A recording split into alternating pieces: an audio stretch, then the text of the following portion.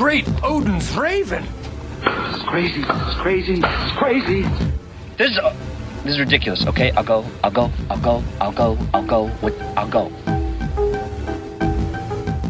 Hello, welcome to the FilmPulse.net podcast, episode number 35. My name is Adam. Today I'm joined by Kevin. How are you, Kevin? I'm good. This is 35? Good. 35? This is number 35. Oh. Getting up there. Almost a year old. This week we'll be reviewing Rian Johnson's Looper. We'll also be highlighting some Amazon Blu Ray deals. We'll be making our movie predictions. And finally, we'll be going over this week's DVD and Blu Ray releases. Before we talk about what we've been watching, I just want to go over some in-house stuff. In-house Stuff. First of all, I want to thank all of you that have donated to the show. And if you want to keep Film Pulse going, all you got to do is show your support by heading over to the site and clicking on the donate or subscribe button in the show notes. We've also been getting a lot more people asking us to review their films on the site. I noticed that. And I just want to let everyone know that we will review your film. Absolutely. We love supporting small filmmakers. So send us over your film. But there is a caveat to that. It has to be a real film. Please don't send us a home video of you and your buddies punching each other, doing something stupid in your backyard or recording something in a park or something like that. It has to be a real film, people. Production value. With an actual budget and actual people, a crew. And I don't know how to really tell you that this is a real film versus this is not a real film. That's up to you to decide, but you can send it over to us, and if we think, oh, this isn't a real film, we're not gonna do it. Yep. But we do review short films too. We did two this week from different people that submitted films to us. So, and also, just by sending us your film doesn't mean it's gonna get a good review. That's another thing. Yes. If it's not very good, we will say it. And we're not going to rip it apart, but we will be giving you constructive criticism on it. Yeah. I would like to point that out, as I think, these people being like up and coming, we're not going to destroy you. Right. And that's the thing. We're not mean people. I'm not going to weigh your movie as heavily as I would Looper. I'm not going to be as critical with your little $1,000 production, Yeah. So that is to be said, but there are certain things that you can do with low budget or no budget and still make something good. We've seen that many times before, and the short films that we got in this week from different directors were pretty good. I mean, they weren't the best, but they were pretty solid, and I respect that, and I respect what these guys are doing. So send us your stuff. We love to see new movies from up-and-coming directors, and we'd be glad to promote it and review it on the site. All right, let's go over what we've been watching. I'll kick it off this week. The first movie I saw this week was 3-2-1 Frankie Go Boom. I'm not going to talk a lot about this because I didn't like it. This is available. You can rent this on iTunes. I love that. I'm not going to talk about it. I didn't like it. Yeah. I mean, first of all, I hate the name. Yeah. I think it's the worst title ever. And I think I'm just not that into these types of movies where it's kind of like the comedy crime caper. Mm-hmm. Like we saw a lot of movies like this coming out around when Pulp Fiction was coming out. Yeah. And I'm not that into these movies. Like Seven Psychopaths, everybody's losing their shit over that movie, but I'm not that excited for that movie. I'm actually extremely excited for that movie. Yeah, like a lot of people are. Just mostly because of the cast. I'm a huge Rockwell fan. Tom Waits, Christopher Walken. Plus, I was just so pleasantly surprised by In Bruges. Yeah, yes. I did like In Bruges. Which I was completely surprised about that. I thought that movie looked And for some reason, I just watched it and I absolutely loved it. Yeah. So I can't recommend 321 Frankie Go Boom. I think we reviewed it on the site. I think Todd reviewed that and gave it a... What did he give it? Like a 2 or something? I think he did give it something poor. It was very low. It's just not too good. And I would say pass on that. Then I saw Jennifer Lynch's Chained. This is available on... I think this is available on iTunes. Probably by the time you listen to this, it'll be available for rent. Not too good on this one either. I didn't like this one that much. And it's funny because I really want to like Jennifer Lynch. I really want to like her. And I don't know why. I really liked Surveillance, her last film. Yeah, I enjoyed Surveillance. But I don't know. It just, to me, it sort of comes off as she comes off as like a watered down David Lynch. Yeah. And it's just almost like, I'll just watch a Lynch movie instead. Yeah. And her first film, Boxing Helena, was very similar to her father's work. And then she came out with Hiss, too, which was completely ridiculous. And I was not into that one at all. That was insane. They did make a documentary about that movie, which I do want to see. And I guess when she was making that movie, she had someone else making a documentary about her making that movie. Mm. And I can't remember the name of it, but I do want to see that. But Chained is starring Vincent D'Onofrio. He plays this serial killer who kidnaps this mother and her 9-year-old son, kills the mother, keeps the son captive in his house for 9 years. It's rated NC-17, so it's kind of brutal. It's kind of a brutal film. Sounds like it. Yeah, definitely not enjoyable to watch. Yes. It's just kind of average. I feel like it's pretty uninspired. I just was not into it. Just wasn't into it. Then I saw That's My Boy. Moving on. No. Get into the complexities of That's My Boy. First off, why did this happen? What happened? It's one of these deals where I've said it before on the show. Sometimes at night, if I don't have anything to watch and I'm trying to fall asleep, I'll put on a bad movie. This was that situation. So I watched That's My Boy. It's horrible. There were several scenes that made me laugh, but I couldn't tell you what they were right now. But it's just not very good. Well, okay. Not very good. I would say skip that one. Second question. Did it do its job of getting you to sleep? I did end up watching the whole thing. But I probably fell asleep at the credits or something.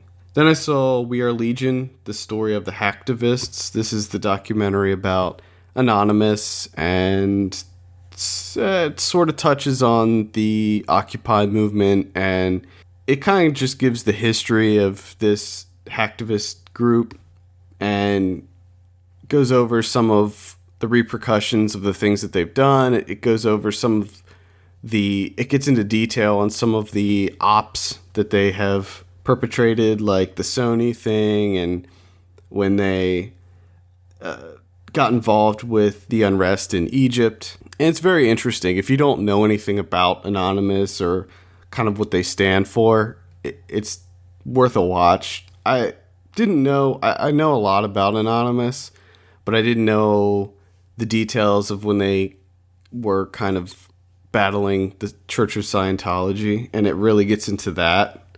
And I thought that was all very interesting.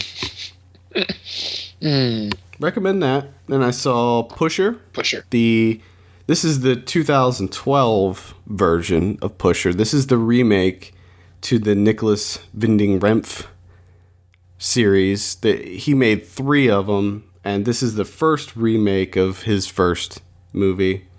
I don't know. Well, I had trouble following that. This is the first remake of his original Pusher movie, right? Or is this the second? Well, I meant to say this is the remake of his first Pusher. Okay. There's 3 Pushers. This is a remake of the first one. Gotcha. And there is actually another remake that came out a few years ago. Oh my god. So there's actually the 1996 Pusher, then there's a remake, and then there's another remake. Yes. And I don't know. See, I haven't seen the original 3, so I really can't say if this was good or not. I enjoyed it, but I really feel like I need to see the original ones to say whether or not this was good. Yeah. But the one dude from Kill List is in it, and he's pretty good. And the main character, his name is Richard Coyle. Richard Coyle. Yeah, I like him a lot. He did a good job. It's kind of just this frantic, very fast-paced drug movie. A lot of pounding electronic music and stuff. A lot of it takes place in different nightclubs and things like that. A lot of house music going on. Thumping. Yeah, Thumping it's more like there's actually a lot of dubstep and like newer electronic music. I liked it. I mean, it was fine. Nothing special. Again, I'll say I need to see the original ones to really decide. Then I saw Arbitrage. Arbitrage. I don't know how to... Do you know how to pronounce it? I don't know. Is it Arbitrage? I always said Arbitrage. Arbitrage? I don't know. But there is an R in there, though. Yeah. I ignore R's. I like this. It was really good. Surprising, because I can't remember the last time I saw a Richard Gere movie that I was just like, yes. Well, that's the good. weird... Like, when I first heard about this movie, I'm like, oh, it sounds like a pretty good idea. I like the storyline here, but for some reason, I just can't get myself around to watching a Richard Gere movie. Like, I just can't do it. Yeah, this is really good. I do want to note that Pusher is available on iTunes as well, and Arbitrage is also available on iTunes. And it's good. I mean, it's just a solid thriller. I recommend going to see it. It's actually playing in theaters here right now. Well, I do remember, I think we talked about it before when we were talking about The Master, how this movie actually, did really well in the theaters, even though that it was, released on video on demand at the same time, which is, another case, making another case for people will still go to the movie theater, even though it's out on video on demand. Right, yeah. There's no reason you shouldn't be doing this. Simultaneous. I know that I will.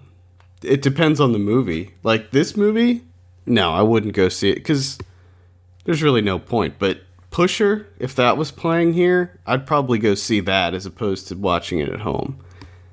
Or Looper, for instance. If Looper had a simultaneous theatrical on-demand release, I'd see Looper in the theater, regardless. Yeah, there's some movies that you have to see on the big screen.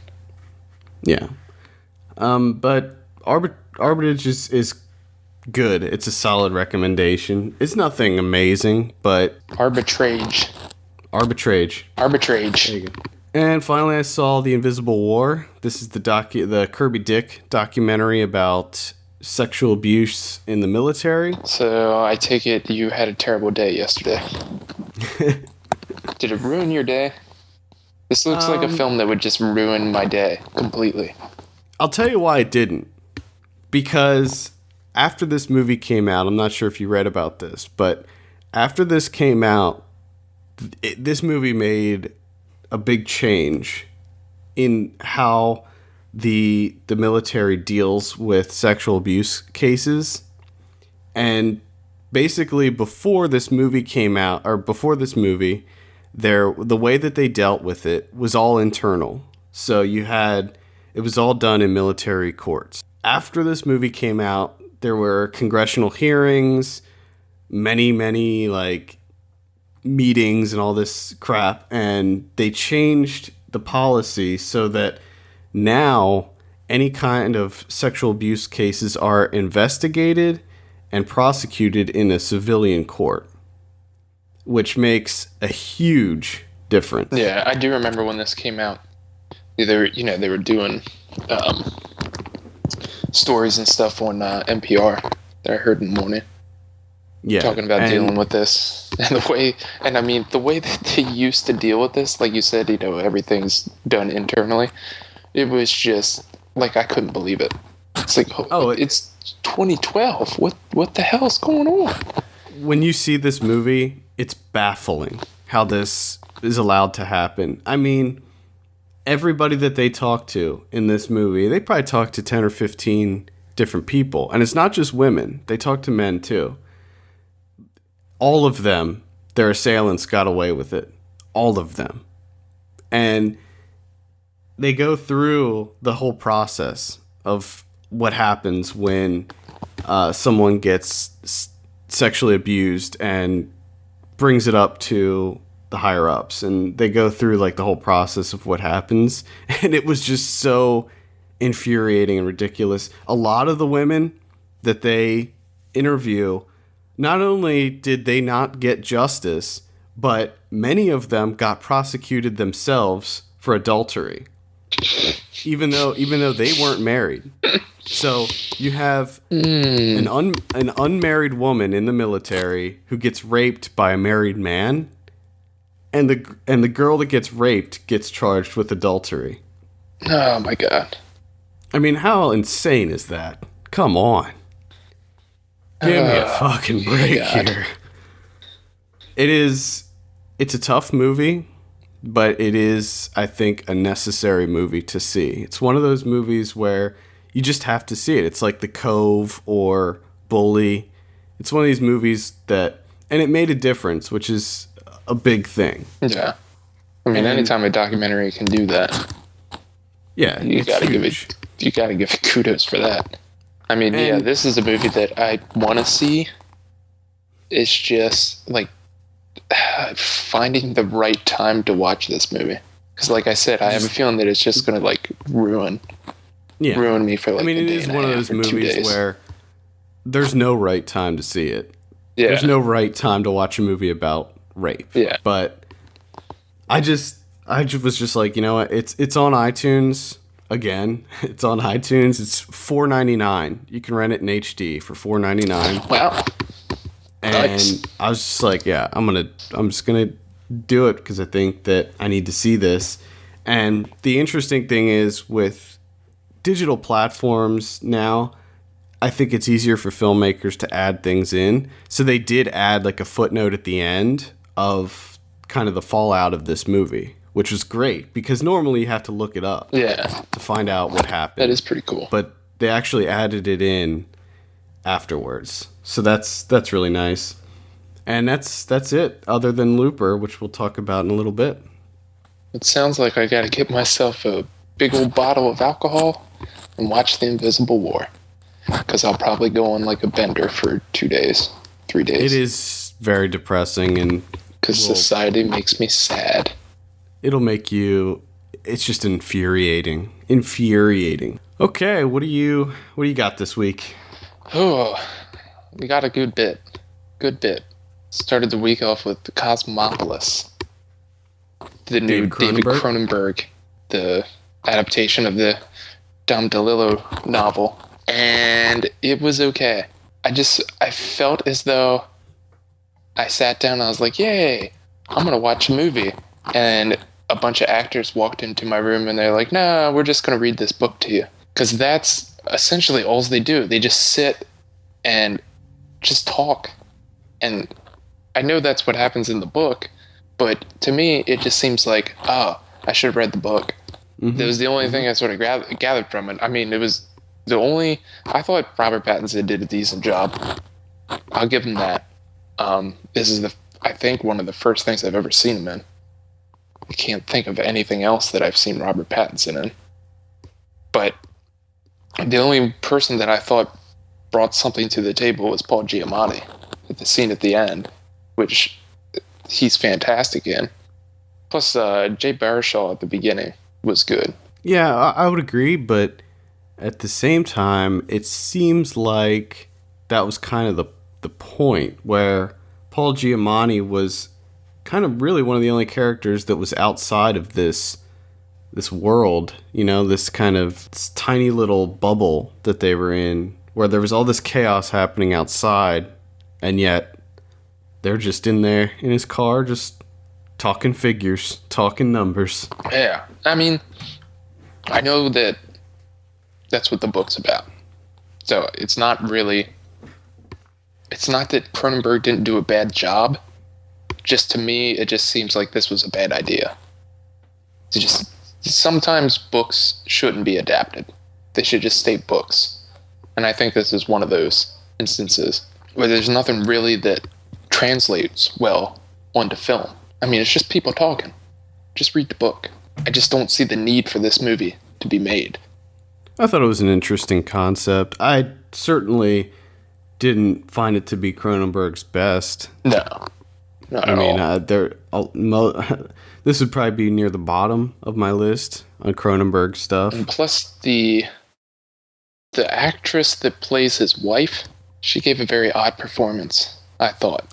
She was odd. She was an odd character. Yeah. I don't know if that was... that's what he wanted, and that's why she played the character that way, but I don't know, for me, it just didn't work. I don't see the reason for this being a film. The only thing that happened for me was like, this sounds like an interesting book. I'm going to read the book, maybe. I think my girlfriend said when we were watching it that it feels like we're watching a play. And it kind of felt that way to me, where it was like, it almost felt like the actors were just kind of just reciting lines. That's what I'm saying. Like, you remember, like elementary school where you would read a book and every kid would read like one paragraph and then it would go to another kid? It felt like that, except the people reading the paragraphs are Robert Pattinson, Juliette Binoche, Samantha Morton. They're like big time actors, but it just felt like they were just reading passages of the book to me. And I also think that this goes along with it. I don't think most of those actors really knew what they were saying. No. Because when you watch the movie, you're like, what the fuck are they talking about? And I think that goes along. I think one thing that could hurt an actor's performance is if they don't really understand the context. Yeah. They just don't understand what they're saying. Yeah. And I mean, like I said, it just comes across as them just reading. Like they're reading it for the first time. And they're reading it to me. And there just happens to be a camera in front of them. A lot of jargon. I still enjoyed it though. I thought that it looked really nice, and I loved Paul Giamatti at the end and his Korean panic attacks. I do think that I do want to revisit this and watch it a second time. Maybe I'll pick up on more, but probably not for a while. So this is like an in-betweener for me. It's not really I wouldn't say skip it, but at the same time, I don't recommend it.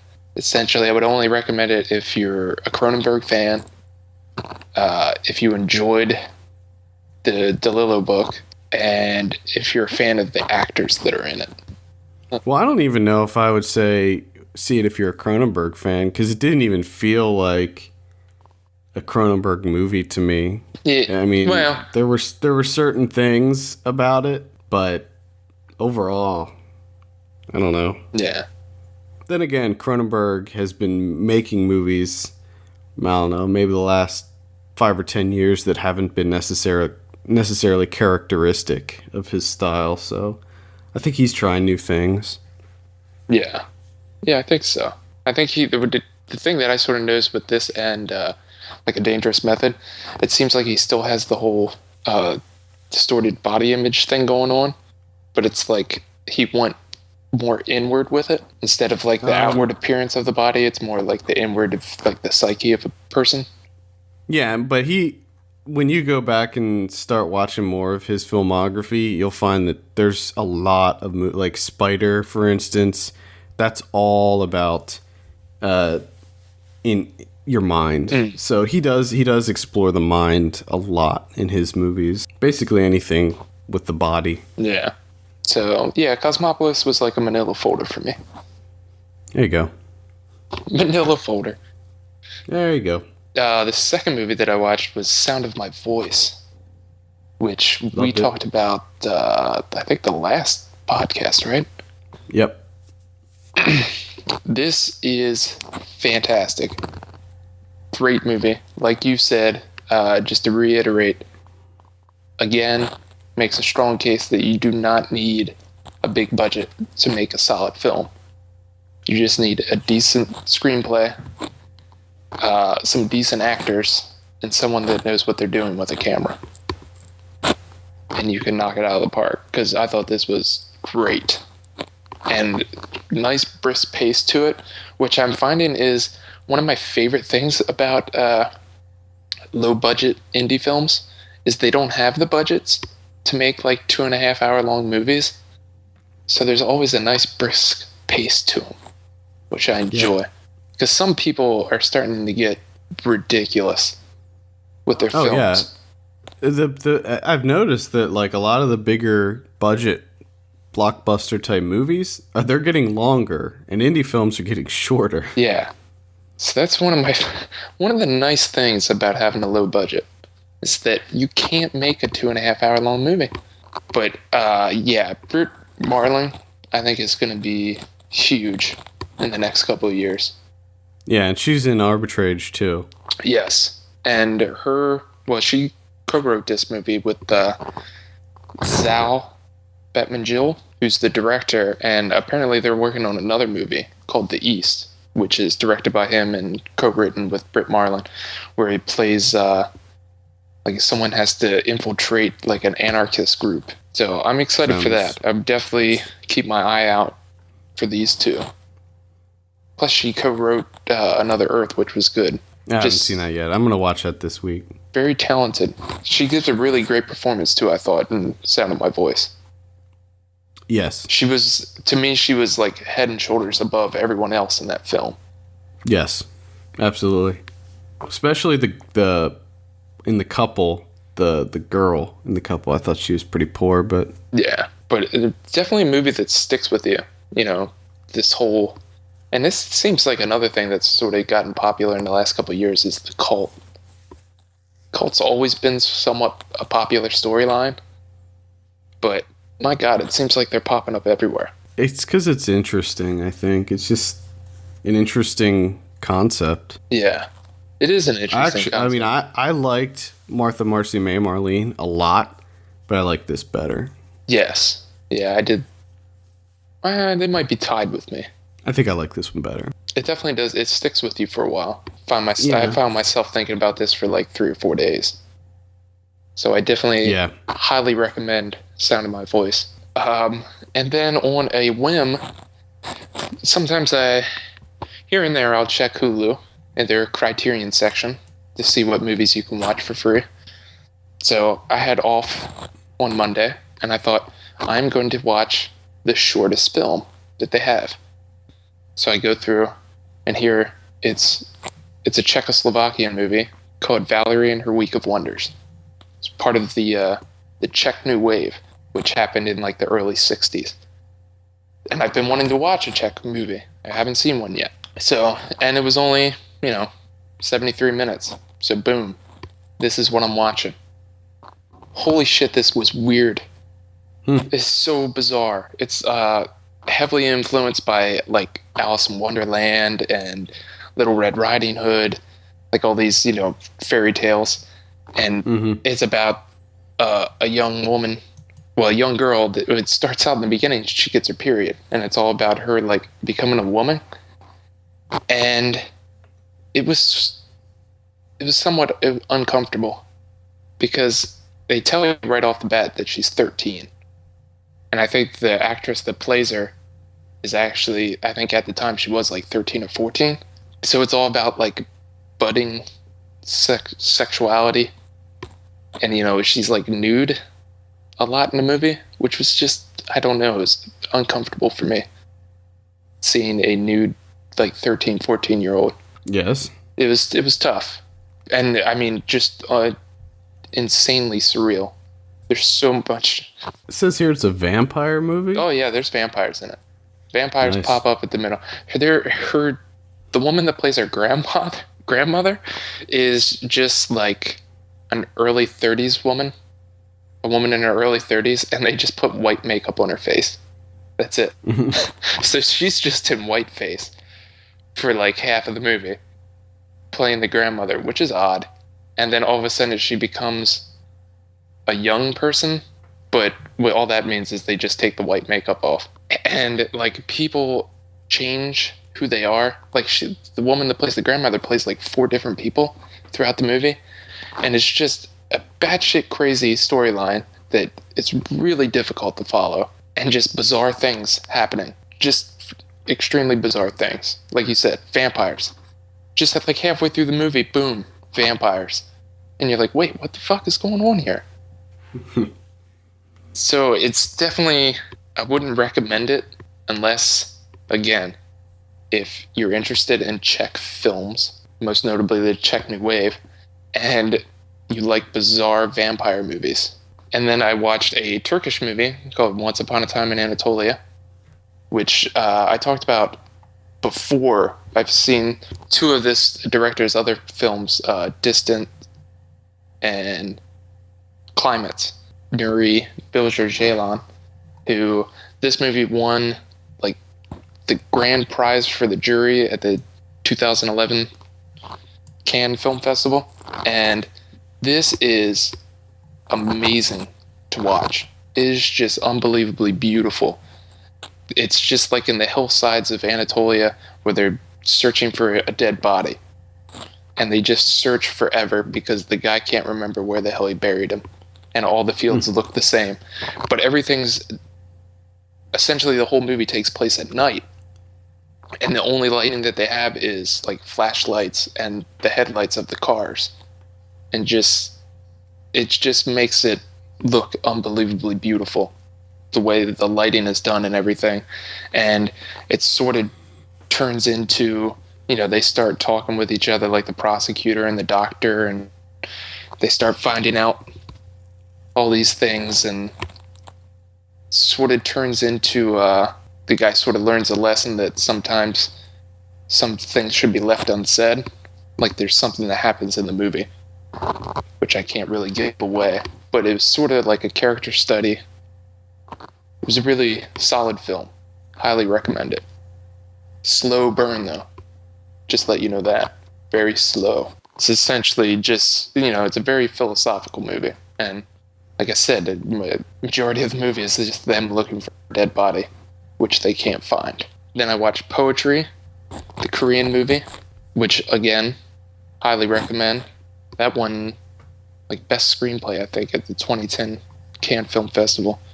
This is about a woman on, like, the early stages of Alzheimer's, but they don't really touch on that too much. There's a whole nother story to it where her grandson commits this like heinous act, and then how she deals with that.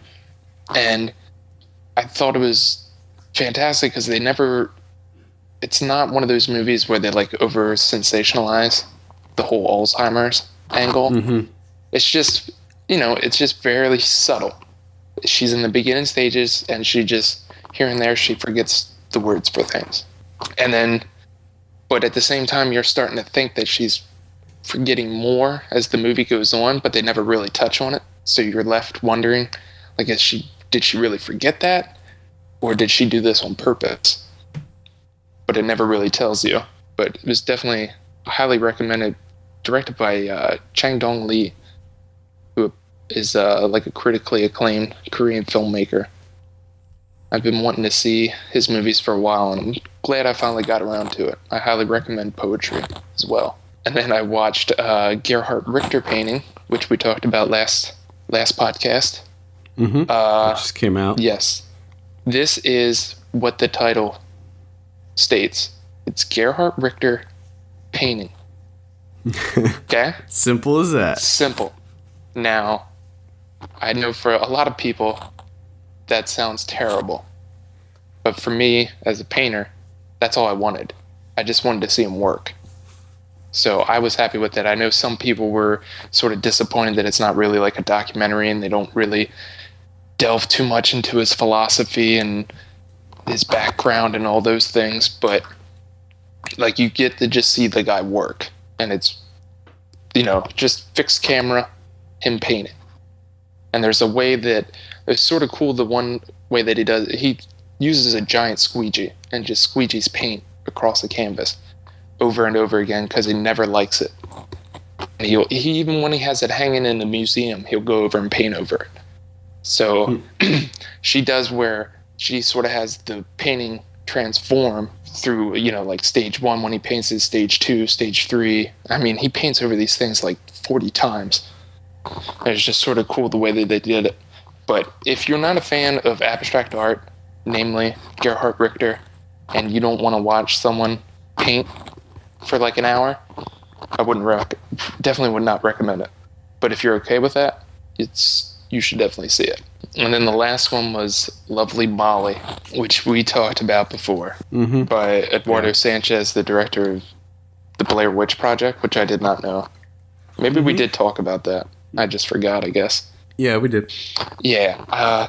Number one thing I didn't understand is the found footage parts. Stupid. Yeah, there was no need for them. They just served no purpose. They were completely stupid. And they really pissed me off. Anytime it started, I was just like, oh, come on. What the fuck are you doing? I thought it was a great performance by Gretchen Lodge, who plays the Molly character, who's completely disturbed. At the beginning of the movie, I loved it. I was thinking, oh, this is great. It's sort of like the haunted house genre, but instead of it being a haunted house, she's like haunted by her past, and she gets into drugs to, try and not relive those memories.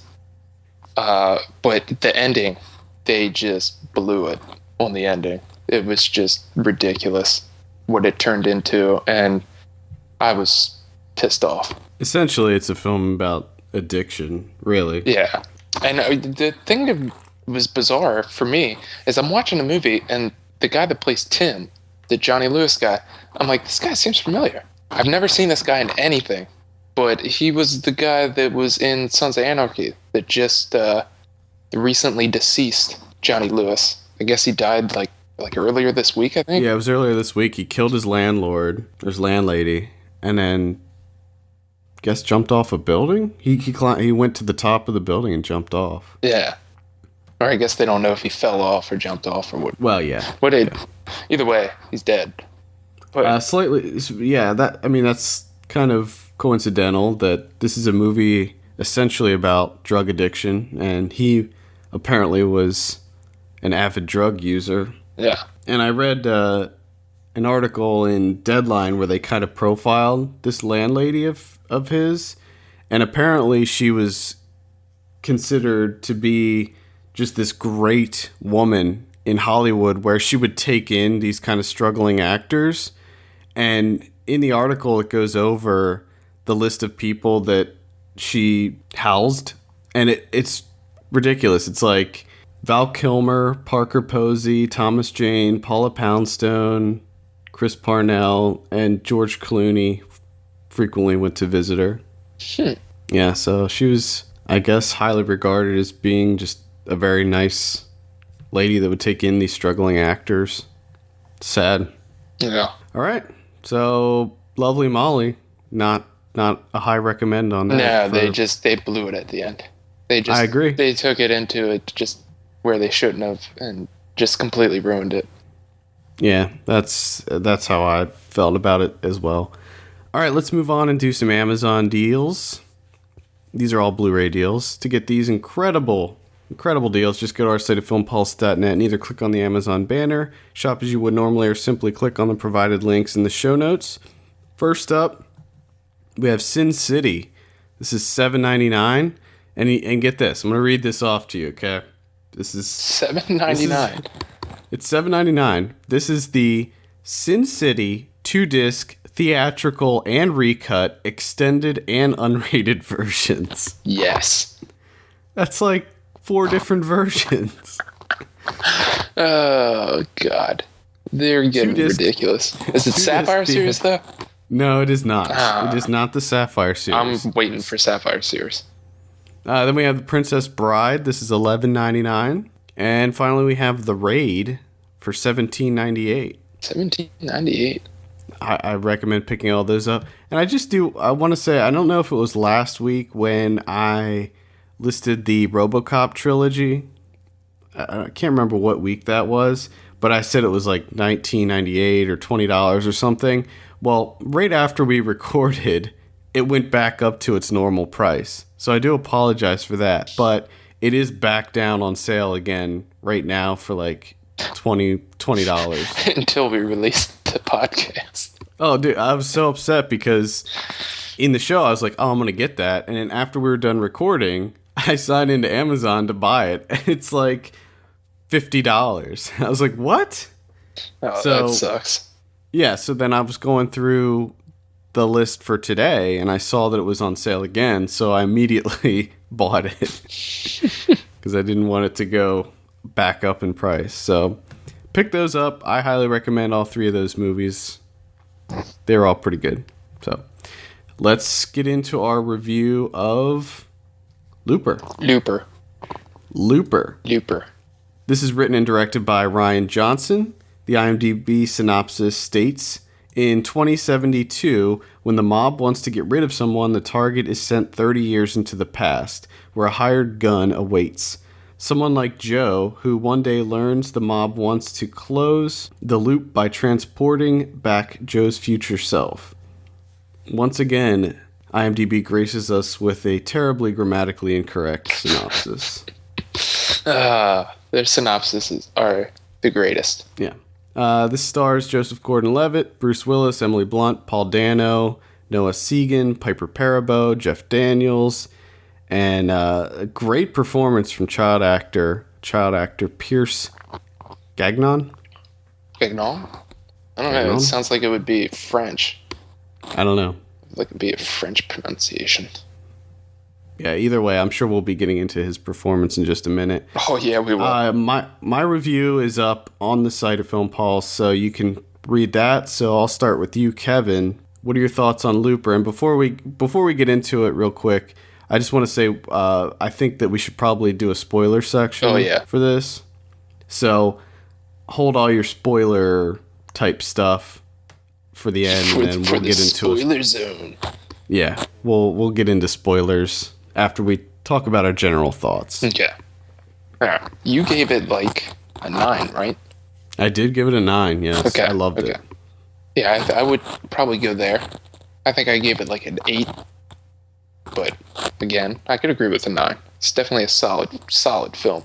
And I thought it was, the way we were sort of talking about it, we were hoping they don't dumb it down and everything.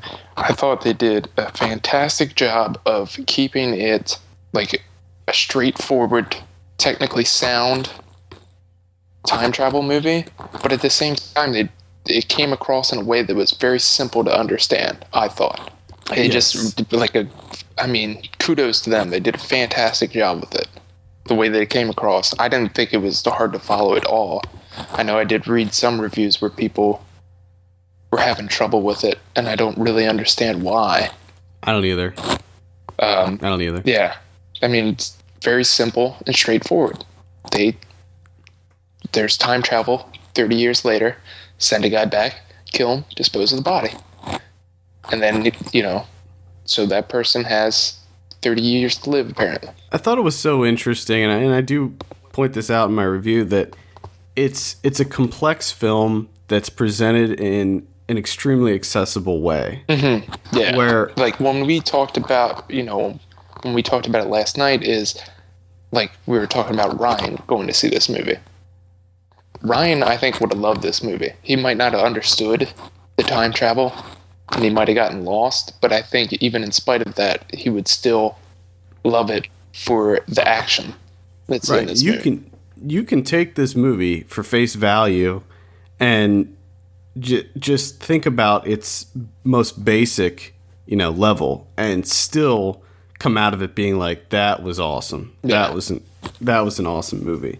But you can also come out of it, go home, start writing up some diagrams and graphs and drawings, and really get into the meat of the movie when you start thinking about the complexities of time travel and the paradoxes and all that stuff that come along with it. And it's still amazing. Yeah. Oh, yeah. The other thing was I I didn't realize until I started reading about Joseph Gordon-Levitt, the way he looks in the movie. Yeah. Like in all the trailers, I kept thinking to myself, I'm like, why does he look different? He just doesn't look right. And then I come to find out, they sort of use prosthetics and stuff and makeup to try and make him look more like Bruce Willis. And I thought they did a great job with that. Yeah, I touch on that in my review too. I thought that not only did he look like Bruce Willis, but I felt like he captured a lot of the mannerisms and even the way that Bruce Willis talks. Mm-hmm. Yeah. I thought he did a fantastic job of making us believe that he could be, that they could be the same person. Yeah. Again, I thought it was good, solid performances from Joseph Gordon-Levitt and Bruce Willis. But my God, the crowning achievement, the chief performance of this whole thing is the child actor, the little kid that played Sid. I mean, that kid was amazing. Yeah, I mean, first of all, he showed pretty much every kind of emotion you could think of, all in all in a row. Like, he's laughing, he's crying. I mean, he can just cry like nothing. He shows extreme anger in certain scenes, and it's just, oh, does he ever? And it was just amazing to get that kind of performance out of a kid that's so young. And not only that, but the conversations that the characters would have with him were fairly intellectual conversation. I mean, this kid was clearly way beyond his years in intelligence. Yeah. Oh, yeah.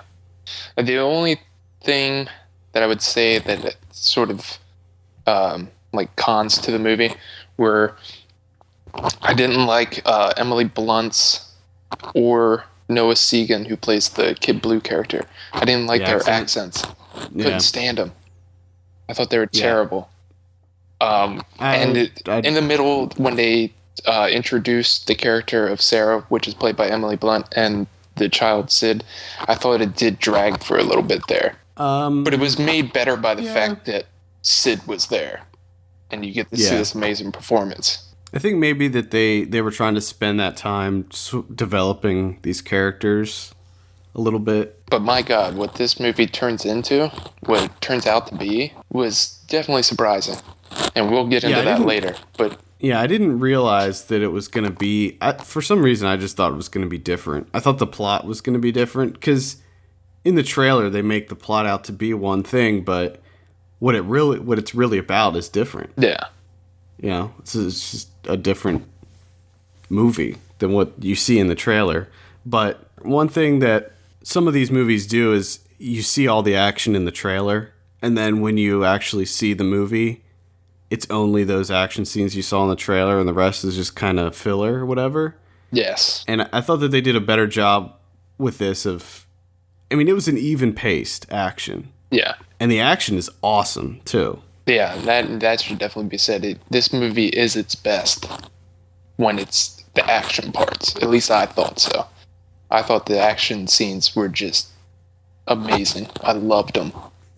And the use of the slow motion is incredible. Not overused. They use it just enough to keep things visually interesting. And I thought that the slow motion worked incredibly to its favor.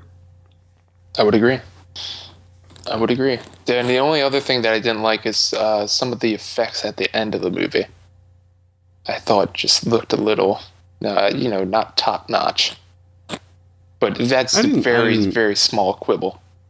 I didn't have any issues with the effects. I thought this stuff was pretty cool, and I know that that's not giving too much away, but because they show it in the trailer, but when all the grass and dirt and stuff's floating and... Oh yeah, no, I thought that looked great. Okay, well let's talk about those other effects and spoilers.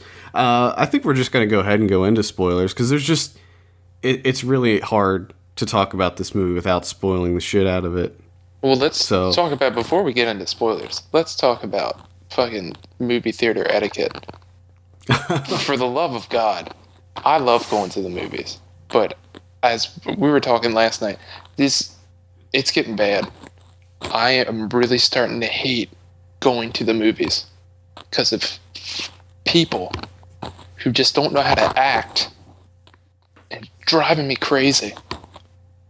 I had to sit behind 2 teenage girls who talked the entire movie, and every single time Sid was on the screen, oh, she's so cute. It's like, yes, you determined that. Shut up. And what does it mean? What does it mean? No one else has seen the movie. We can't tell you. Like, you watch the movie until the end, and if anything's not explained to you during that time, ask someone else. But not during the movie. No one's gonna like pause it and be like, okay, so what happened so far here? And fucking break it down for you. We're only 3 minutes in. There's a reason the movie's like 120 minutes. The movie's not 3 minutes long. I love people like that. So you had 2 teenage girls talking nonstop in your screening.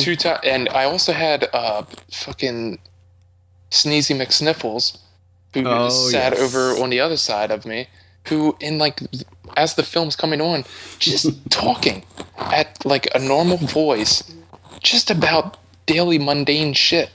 I'm like, why? This is not the place where you discuss your day. We're trying to watch a goddamn film. I love it. And in my screening, I had the solitary fat man sitting behind us who laughed at the most inappropriate and non-funny times throughout the movie. Complete silence in the theater, complete silence on screen. This guy, ha ha ha ha, the laugh that is immediately preceded by the throat clear every single time too. And he did it like, I don't know, 100 times throughout the movie. Nice. Ridiculous. Nice. Just don't. So I now have a new goal where I'm going to try and save up money and build my own theater.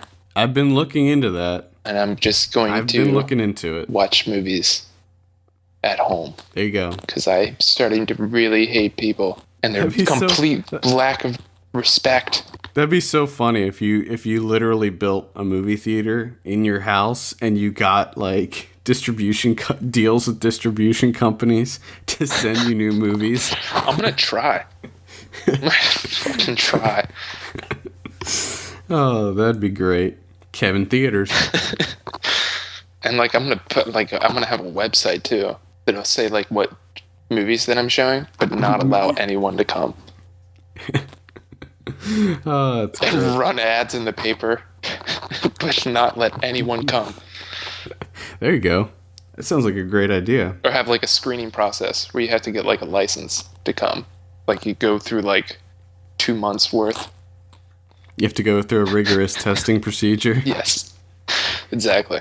Okay, let's get into some spoilers. Let's do it. Okay.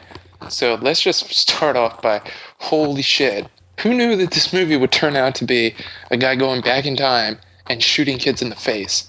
Yeah. That was when the reveal happened of what he was doing, like the marks on the map and the fact that he was going to visit children. And you know what? I had a suspicion like that's what he was doing, because it was like, well, if you think about it logically, of course, this he's gonna be young because he's like the big kingpin in the future.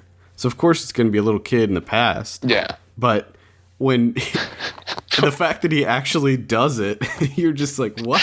Yeah, and I mean, they show him like staking out a house, and the kid comes home and he gets the key out from under the mat, and he walks up with his gun, and you're just like, oh Jesus, he's gonna shoot that kid in the face.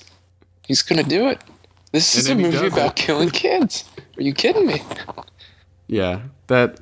I want to talk about some of the time travel stuff, because they did some really interesting things in this movie that I've never seen in other movies before.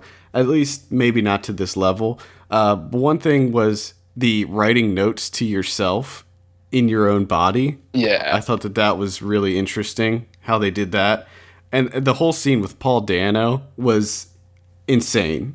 Like the fingers that just go missing, the writing on the arms, stuff like that. Yeah. I thought that was just insane. Yeah, I thought that was a very clever way to get it's to sort of catch up with the older Seth character by using the younger Seth character and, you know, carving instructions into his arm. I just thought it was awesome, which again was the two teenage girls that I had. Every single time a body part went missing, the girl would go, "Oh, they took a finger." Every single body part. So I had to deal with that shit. But I thought that was really cool. And just in general, I like that they incorporated the Paul Dano storyline because that was all set up so that we know the procedure and how they do it and everything. Yeah. You know what I mean? Like, I thought that was a really cool way to kind of fill us in on this world and how things work. Yeah. And I like the Paul Dano character. I was kind of upset to see him get killed.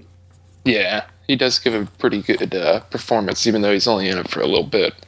Yeah, I like him a lot. I think he's a great actor.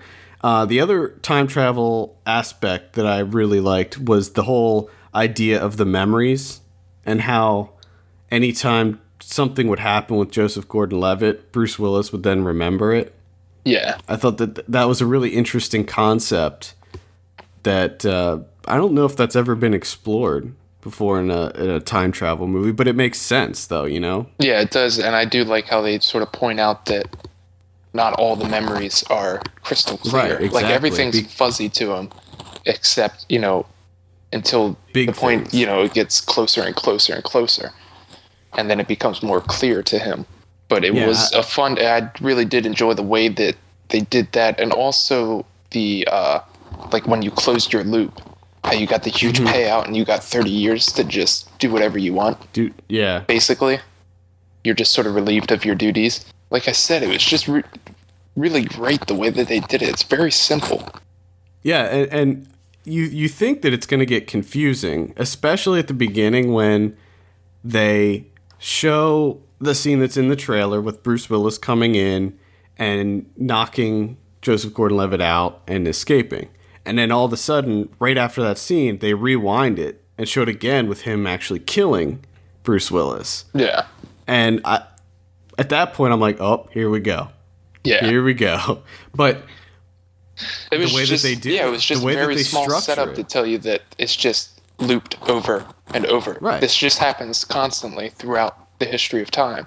It's just people reliving the same things over and over and over again, which in a subtle way like explains deja vu.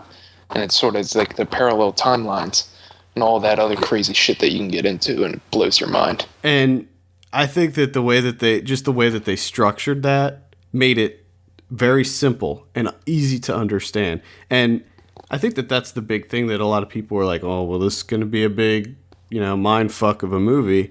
But I love just the scene in the beginning when the two of them first meet in the diner and he's asking about how it works. And Bruce Willis is just like, you know, we're not going to be getting into this shit because I could sit here all day making diagrams with straws and writing out graphs and charts, and there's no point. I did love that the people that came from the future didn't want to talk about time travel at all. Yeah. They're sick and tired of that shit. They're just like, it'll just blow your mind. Just accept the fact that I'm here and that this exists. And I think that a lot of that kind of goes back to the humor of the film. I want to touch on that because this is a funny movie. I mean, there's a lot of humor involved. Like it's like when he carves the name Beatrice or whatever in his arm, and he goes, what was the other girl's name? Like Jen. He's like, you know, there's a girl that works here on the weekends. It's like less letters. Like, yeah, Jen. Less letters. And there's a lot of little lines like that, almost just throwaway lines that just add to the film in subtle ways, just the humor of it. And I thought that was great to just put in little comedy lines. Yeah. And the only other thing I wanted to talk about really is I wanted to get your thoughts on the whole TK thing that they added in the film. I thought that was hilarious as well. How, you know, the whole telekinetic ability is just reduced to using it to pick up women by floating coins and shit. And I loved the voiceover of Joseph Gordon-Levitt kind of explaining everything in this world, and how he was just like, when they discovered that people could do this, they thought that everybody was going to be superheroes, but it turned out that that's all you can do: levitate quarters in your hand. Yes, I thought that was hilarious. Yeah, and I didn't really know why that. I had a feeling that whole TK thing was going to come back, but I didn't really know in what capacity, and it turned out that it is actually a pretty big fucking deal. Oh yeah, it comes back. Holy shit, does it ever come back? What did you think about the scene when you first see the kid's true power and everything in the house levitates and what's his name fucking explodes? Yeah, he liquefies Garrett Dillahunt. That was just the scene of seeing him floating, and then all of a sudden you just see all this blood coming out. And it just comes out ever so slowly. Like, you don't even really notice it at first. You're just like, what's going on? Oh, Jesus. And that actually leads into one of my favorite shots in the film, the dolly shot of the outside of the house after it explodes. Yes, and they go by the bloody window. I just love that scene. That whole scene was awesome. Yeah, I'm a big fan of those two things. Anytime you do a dolly shot outside of a building where you follow the action, even though you don't see the action, and I love any time where stuff levitates. Like when I'm thinking of the scene on Take Shelter, where it's sort of the exact same thing. Yes. I just love any time furniture just goes up in the air. I don't know why. Yeah, they do it in a really cool way in this movie too. Like how everything's fast and then they just go boom. Yeah, and it's like everything slows down. I thought all that stuff was awesome. That the scene in the field was awesome too. And when the kid flipped the truck, I was like, holy shit. Yeah, like, that was awesome. And what was the special effect scene that you were referring to that you didn't think looked good? I didn't. The way that they were sort of just like floating in the air for a while, I thought that was a little odd looking. And the way that Bruce Willis's character disappeared, I thought was just, I don't know, for whatever reason, I just thought it looked odd. Didn't he just disappear though? Yeah, but I for some whatever reason, I just didn't like the way it was done. It's just sort of like a fade, like his character just faded. That was actually one of the things that I liked. Going back to like the beginning when the people that were being executed were popping in, how it wasn't some crazy transition where they like kind of phase in. There was no like portal where they would come through or anything like that. They were just there. They immediately got shot. Yeah, and I like that that there was no crazy effects, because if you think about it, if this were a real life thing and time travel did exist, probably that's how it would be. You just pop into that time. Yeah. And I like when the old Paul Dano was, things were disappearing off his body, how it would just vanish. Yeah. And stuff. Now, what did you think of the end now? I mean, I predicted it pretty early. Like I said, to me, it was a very simple, straightforward movie. So, like, right off the bat, like, I could understand exactly what they're doing, and I, like, as soon as I thought about it, I was like, oh, well, I know what he has to do, and that's probably what he's going to do at the end. Right. But I did thoroughly enjoy it. Just the way, the kid flips the truck, and then the whole scene where he's about to let off like an A-bomb, apparently, pretty much. The kid gets shot in the face. Yeah, the kid does get shot in the face. They show a little kid get shot in the face. Yeah, they do. And Bruce Willis quickly learns that you should not shoot that little kid in the face. Yeah. Yeah. Because he almost destroys the entire world. Now, how did you feel about Joseph Gordon-Levitt shooting himself? I thought it was good. It's sort of like that, like, discussion that sometimes pops up about time travel. Like, you know, if you could go back in time and kill Hitler as like a little kid, would you do it? You know what I mean? He's not Hitler yet. He's probably just a cute little kid, because most kids are cute when they're little. But would you still shoot him in the face knowing what he's going to do later? Right. Which is essentially what they're doing. And Joseph Gordon-Levitt takes it in a way that he hasn't seen the dark side of the kid yet, and he knows that he's just this cute little kid that has a problem, and he needs someone to help him, you know, control it, and that's his mom. But his mom always dies because his looper self kills her over and over again. That's why he always turns into a terrible person, and that's why as soon as he gets control of like the criminal underworld, he closes all the loops, because he's just trying to save his mom. Yep. So it's, you know, people that are in the same cycle. He always wants to save his mom. Bruce Willis is always going to save his wife, and that mother's always going to die for the child. So he had to break the cycle, so he kills himself.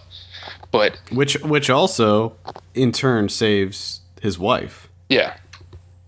And so that essentially fixes everything. But the thing is, it's still essentially, there's still like amount of faith to it, because essentially the entire movie, people never change. It's just the same cycle over and over and over again until he breaks his.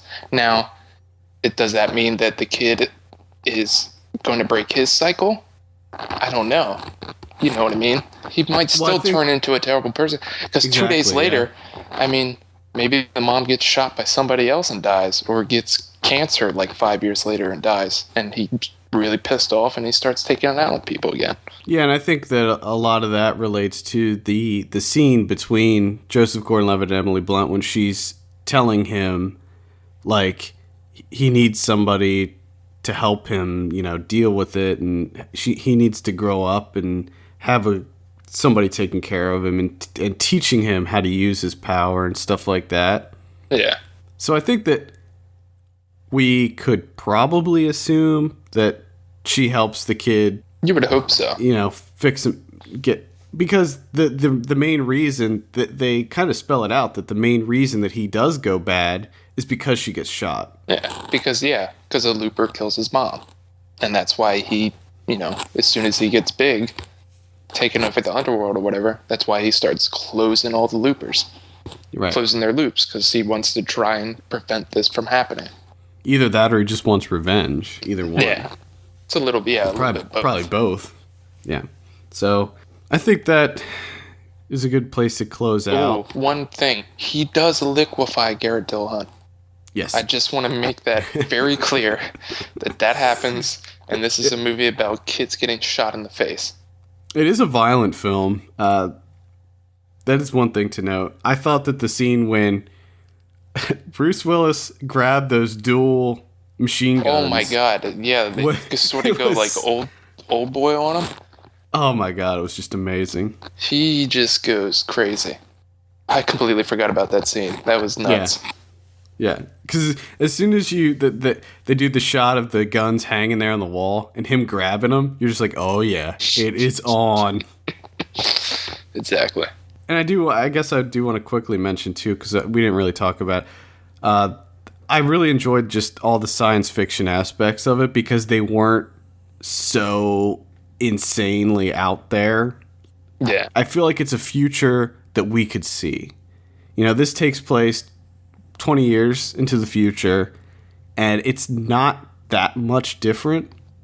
And I don't know if you noticed, but like everything was solar powered. Like all the cars were just normal cars from our time, but they just had these crazy contraptions built on them to make them like solar powered. Yeah, it was sort of funny to see, like, you know, like the flying bikes and stuff, and like how Emily Blunt had that like little robot that crop dusted the crops and stuff. But then you would see her make tea with a regular stove and a tea kettle. And you're like, what? Yeah, so there was like certain things that were way, like, I wouldn't say way advanced, because they do have automated drones that crop dust fields. Yeah. So it's like, it's not so beyond our realm of thought. I mean, to me, the most advanced looking things were the computers and cell phones that they use. Yeah. But even those, like, I thought they were pretty fucking sweet looking too. Like how and I mean, they're when he on their goes way. into the library and pulls up the screen from the desk or whatever. I thought that was really cool, but it wasn't so advanced that we'd be like, oh, they would never make something like that. Yeah. Like everything seemed pretty realistic and practical. Yeah. So I did like agree. that. Go see Looper. Highly recommend it. Kevin gives it an 8. I give it a 9. Amazing. It's definitely gone on my top 10. Yeah, it was. And I've been like this year. I've been let down by a good number of movies that I've been excited about, and this was the one that like paid off. Like no disappointment. It was pretty much what I wanted it to be. For if that can be said of a movie that has the plot that it has, that we talked about in the spoilers. But yeah, definitely not disappointed at all. Loved it. Highly recommend. All right, let's move on and go over our movie predictions for last week. Let's start it off with Looper. You said 92. I said 93. Actual 93. You Boom. son of a bitch. Yep. And we have Hotel Transylvania. You said 61. I said 50. Actual 42. Damn it. Yep. Then we have Won't Back Down. You said 80. I said 82. Actual 33. I'm happy about that though. Yeah, me too. I'm glad that they didn't, because this movie looked ridiculous. I love it when we rate movies real high and it's like, I mean, that's a huge difference. Yeah. 80 and 82. Actual 33. It's great. Kind of the opposite of that, actually, is Pitch Perfect. You said 48. I said 42. Actual 72. Yeah, give me a break. Yeah. Fucking acapella bullshit. My girlfriend saw that, and she said there was maybe 15 minutes of enjoyment out of that movie. Awesome. There we go. Let's go over what we got next week. Got a big list next week, so let's just crank them out. Let's do this. Taken 2. Taken 2. I think this is going to be terrible. 20. 20? Oh, wow. I think it's going to be a little bit better than that. I'm going to say 50. 50. Okay. Sinister. This is the one with Ethan Hawke. This is the horror film. Okay. I'm going to say 42. Okay, I'm going to say it's going to be in like the middle somewhere. Say like 56. Okay. Then we got Frankenweenie. What do you think on this one? I'm pretty excited for Frankie Weenie. Let's see. Really? Yeah, I don't know why. Wow, that's very surprising it to is, me. because I'm pretty much done with Tim Burton, but we'll see. He's getting one more shot. I'm going to go with like a 72. 72? I'm going to say 65. All right. I don't know. That's probably going to be higher than that. I think you're going to win that one. We have VHS. We reviewed this on the show. I think we both pretty much liked it for the most part. Yeah. I'm going to say 67. Oh, I'm going with a 68. Then we have The Paperboy. Right. I think on this one. Paperboy. 74. Now, see, I've been reading some not so great things about this. So I'm going to say like a 62. Okay. And then finally we have Wuthering Heights. This is a movie we actually talked about last week, I believe. I'm going to say... Wuthering. I'm going to say 67 again. I'm going to go... You said 67. I'm going to go 70. I don't know. Whatever. All right, let's move on and talk about some DVD and Blu Ray releases. We actually have a pretty sizable list of these coming out. This is for Tuesday, October 2nd, 2012. First up, we have Dark Shadows. We gave this a 4 out of 10. What do you think about this one? No. You gonna give Burton another shot? No, this movie looks terrible. It is terrible. I saw it. Everything looks terrible in this movie. I didn't review it. I believe it was Chad that reviewed this, and he was pretty much felt the way I did. It's not good at all. It's horrible. And we have Iron Sky. I saw this one, and I do not recommend this one either. I think that we talked about it several times. I think it's an interesting experiment where it's a completely crowd-funded movie, and they didn't go through like Kickstarter or anything like that. They just got people donating and buying merch and stuff and funded this movie, and it looks pretty damn good for being crowd-funded, but in the end, I think that it falls pretty flat. Yeah, I mean... So I'm going to say... You still got to have talent. Probably skip that. I mean, if you're like a hardcore sci-fi nerd, maybe check it out. Then we have Sound of My Voice. Obviously, we both recommend this. I do plan on looking to see what kind of special features are on the Blu-ray for this, because I'd like to... If they have like maybe deleted scenes or alternate ending or something like that, I'd like to check that out. I'd also like to hear the commentary on that one, so yeah, I might actually pick that one up. And then we have Red Lights. Skip that one, please. Not very good. And then we have Chained, which I mentioned earlier. Skip it, please. Skip it? A lot of skipping. Skip that one. A lot of skipping. Do you have anything? Only thing I have is Wong Kar-wai, Criterion in the Mood for Love. It's going to be out on Blu-ray, which is supposed to be... I have not seen this yet, but it's supposed to be amazing. And it does feature the cinematography of Christopher Doyle, who we've talked about before. He's the guy that did the cinematography for Last Life in the Universe, which I thoroughly enjoyed. And I think he's a really good cinematographer. So I might have to get around to finally watching this. Well, I think that does it. That's it. That's all there is. For all the latest film news and reviews, visit us at filmpulse.net. We want to hear your feedback. Send us an email at feedback@filmpulse.net or call our voicemail line at 850-391-6071. Also, please take a minute to rate us on iTunes. We appreciate that very much. For filmpulse.net, my name is Adam. And I'm Kevin. And we will see you on Wednesday for Ryan Watches a Movie when we have him watch Don't Go in the Woods. Yes.